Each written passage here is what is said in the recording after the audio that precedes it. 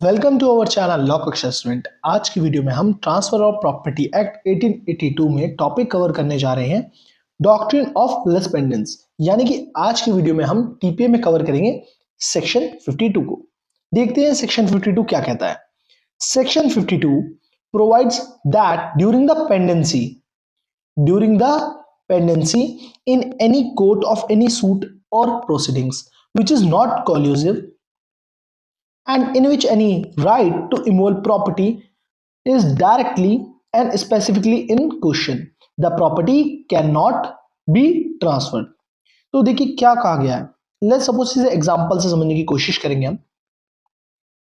A and B दोनों ही बहुत अच्छे क्या है, दोस्त है। अब ए की क्या थी, एक प्रॉपर्टी थी। लेट्स सपोज ए के पास एक घर था, बी ए का दोस्त था। तो बी ने कहा कि देख मैं तेरे शहर में नया हूं, मेरे पे कोई रहने की जगह नहीं है, अपने घर मुझे दे दे। तो ए ने क्या करा, अपनी प्रॉपर्टी का पोजीशन किसे दे रखा था, बी को दे रखा था। कुछ टाइम बाद क्या हुआ, ए ने प्रॉपर्टी का पोजीशन मांगा बी से, बट बी डिनाइड। बी ने कहा वो प्रॉपर्टी तो मेरी है। ए ने क्या करा, सूट करा किसके ऊपर, बी के ऊपर। क्लियर। अब इन दोनों के बीच में क्या पेंडिंग है, during the pendency in any court of any suit और प्रोसीडिंग।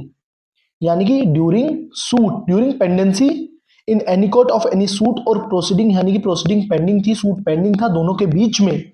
यानी कि केस चल रहा था दोनों के बीच में, ए के बीच में और बी के बीच में। बी ने क्या करा, बी ने वो प्रॉपर्टी क्या कर दी, सेल कर दी। किसे, सी को। ये अलाउड नहीं है। क्लियर, साफ साफ लिख रखा है।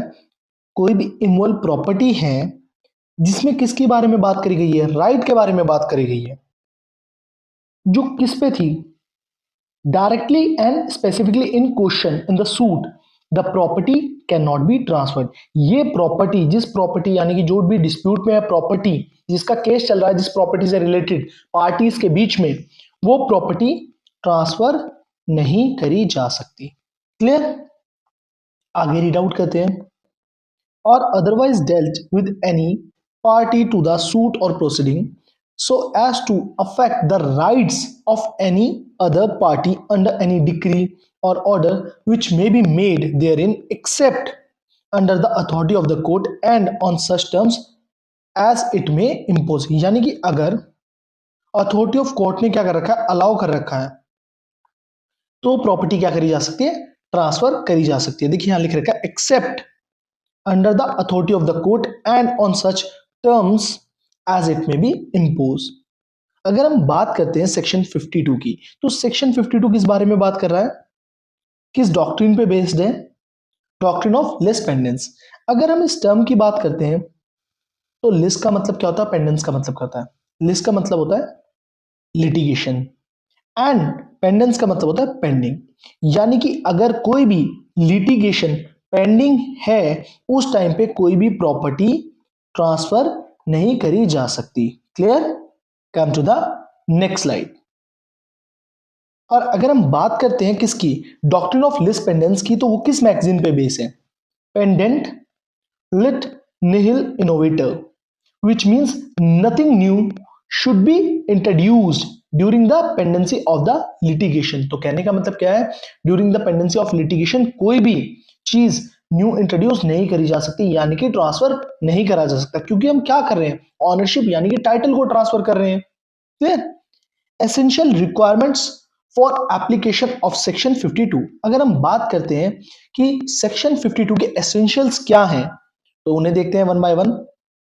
Number one, there must be pendency of a suit और प्रोसीडिंग। कहां हम कह सकते हैं कि यहां पे सेक्शन 52 लगेगा, ट्रांसफर ऑफ प्रॉपर्टी एक्ट 1882 का, जहां पे सूट या प्रोसीडिंग क्या हो, बिटवीन द पार्टीज क्या हो, पेंडिंग हो। सेकंड, द सूट और proceeding must be pending in the court of competent jurisdiction. यानी कि जिस कोर्ट में पेंडिंग हो वो कैसी कोर्ट होनी चाहिए, उसका कंपिटेंट जुरिडिक्शन होना चाहिए। Clear. Come to the third one, a right to involve property must be directly and specifically involved in the suit। अगर हम बात करते हैं उस प्रॉपर्टी से रिलेटेड जो हमारा राइट है वो डायरेक्टली एंड स्पेसिफिकली क्या होना चाहिए, उस सूट में इन्वॉल्व होना चाहिए, क्वेश्चन में होना चाहिए। Clear? Come to the fourth one, the suit और proceeding must not be collusive. अब ये कॉल्यूसिव टर्म हम जब सेक्शन 52 को पढ़ भी रहे थे तब भी हमने ये देखी थी। ये कॉल्यूसिव टर्म क्या है? यानी कि जो दो पार्टीज हैं, let's suppose A and B, उनकी मिली भगत नहीं होनी चाहिए, यानी कि मैलिशियस नहीं होनी चाहिए। वो जो सूट चल रहा है वो दिखावे का सूट नहीं होना चाहिए। Clear? Come to the point number 5. The property in the dispute must be transferred or otherwise dealt with any party to the suit. अगर हम बात करते हैं कौन सी प्रॉपर्टी ट्रांसफर होनी चाहिए, जो उस डिस्प्यूट में चल रही हो, यानी कि जिस प्रॉपर्टी से रिलेटेड वो सूट करा गया हो। सपोज ए एक पर्सन है, उसने बी पे सूट करा। क्लियर? और बी ने क्या कर दी, सेल कर दी वो प्रॉपर्टी किसे, सी को। तो जिस प्रॉपर्टी से रिलेटेड केस पेंडिंग चल रहा है, डिस्प्यूट में है जो प्रॉपर्टी, वही प्रॉपर्टी क्या होनी चाहिए, ट्रांसफर्ड होनी चाहिए। ऐसा नहीं है कि बी पे कोई अदर प्रॉपर्टी थी वो सेल नहीं कर सकता। क्लियर? जो प्रॉपर्टी डिस्प्यूट में हो, जिसके लिए केस पेंडिंग हो, वो प्रॉपर्टी ट्रांसफर नहीं हो सकती। अब लेट्स सपोज ये मान लेते हैं कि डिक्री किसके फेवर में आई है, ए के फेवर में आई है। डिक्री किसके फेवर में आई है, ए के फेवर में आई है। तो क्या होगा, जो भी कॉन्सिक्वेंसेस होंगे उस केस के, वो सी को क्या करने पड़ेंगे, सफर करने पड़ेंगे। Clear? Come to the next slide. 6 point क्या कहता है, the transfer must affect the rights of the other party to litigation. कि देखिए 6 पॉइंट कहता है जो दोनों पार्टीज हैं उनके राइट पे अफेक्ट होना चाहिए। क्योंकि देखिए अगर हम बात करते ए की प्रॉपर्टी थी तो उसका ओनर कौन था, ए था, उसका राइट क्या हो रहा था, अफेक्ट हो रहा था। Clear? When above conditions are fulfilled, the transferee is bound by the decision of the court. जिसे भी वो प्रॉपर्टी मिली है, ए बी, और बी ने किसे सेल करी थी, सी को करी थी, तो सी कौन हो गया, transferee.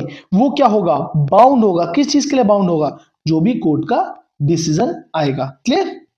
The pendency of a suit और proceeding shall be deemed to commence from the date of the presentation of the plaint or the institution of the proceeding in a court of competent jurisdiction। अगर हम बात करते हैं हमारा suit या हमारी case की प्रोसीडिंग्स कब से पेंडिंग मानी जाएगी, कब कहा जाएगा कि पार्टीज के बीच में जो सूट है वो पेंडिंग है, कब से, from the date of the presentation of the plaint, जिस दिन से हम प्लेंट क्या करेंगे, प्रेजेंट करेंगे, किस में, in a court of competent jurisdiction, यानी कि उस कोर्ट में जिस कोर्ट का क्या होगा, कॉम्पिटेंट ज्यूरिडिक्शन होगा, उस कोर्ट में जिस दिन से, लेट्स सपोज ए है, ए ने जिस दिन से कॉम्पिटेंट कोर्ट में क्या करा, सूट फाइल करा, प्लेंट फाइल करा, उस दिन से क्या माना जाएगा, सूट क्या है, ए और बी के बीच में क्या है, पेंडिंग है। क्लियर?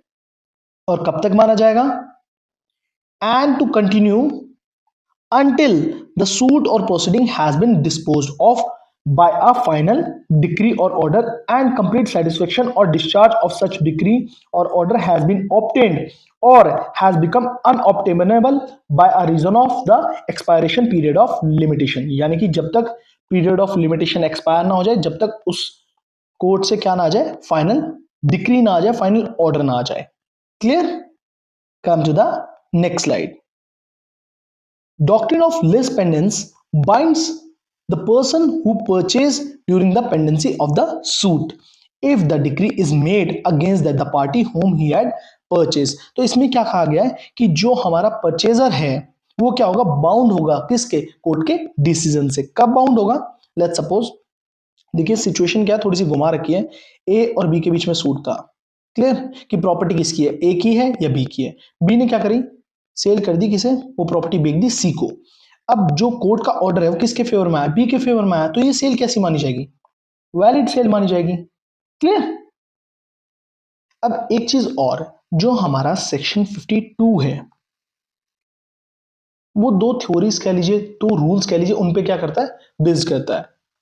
कौन कौन से रूल्स हैं,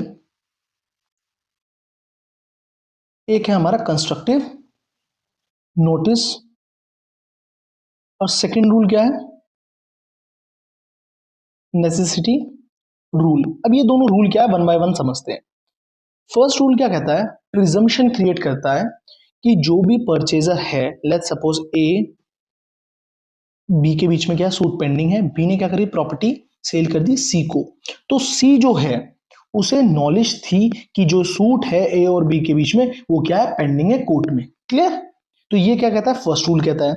सेकेंड रूल क्या कहता है, हमारा नेसेसिटी रूल, वो कहता है it is necessary that the parties of the suit should not be allowed to take decision by themselves, यानी कि जो दोनों पार्टीज हैं अपने आप क्या कर सकती हैं, डिसीजन नहीं ले सकती। क्या माना जाएगा, जो हमारी पार्टीज हैं यानी कि ए एंड बी हैं, वो अलाउड नहीं है कि वो उस प्रॉपर्टी को क्या कर दे, ट्रांसफर कर दे किसी थर्ड पर्सन को। क्लियर, होपफुली आप सभी को डॉक्ट्रिन ऑफ लेस पेंडेंस समझ आया हो, यानी कि सेक्शन 52 अच्छे से समझ आया हो। अगर अभी कोई क्वेरी है, कोई पॉइंट समझ नहीं आया, कोई चीज कहीं भी दिक्कत कर रही है, transfer of property act, evidence, IPC, CrPC, किसी भी लॉ सब्जेक्ट में, कहीं भी इंटर्नशिप में, कहीं भी आपको मेरी गाइडेंस की जरूरत है, तो विदाउट हेजिटेट आप मुझे मेरे इंस्टाग्राम अकाउंट shubhamdobal.22 में डीएम कर सकते हैं। इंस्टाग्राम का अकाउंट का लिंक डिस्क्रिप्शन में। मेरी वीडियो अच्छी लगती है, मेरे एफर्ट अच्छे लगते हैं, तो प्लीज ज्यादा से ज्यादा वीडियोस को प्यार दीजिए, चैनल को सपोर्ट करिए, चैनल को शेयर करिए। Thank you so much, have a nice day, thank you so much for your support.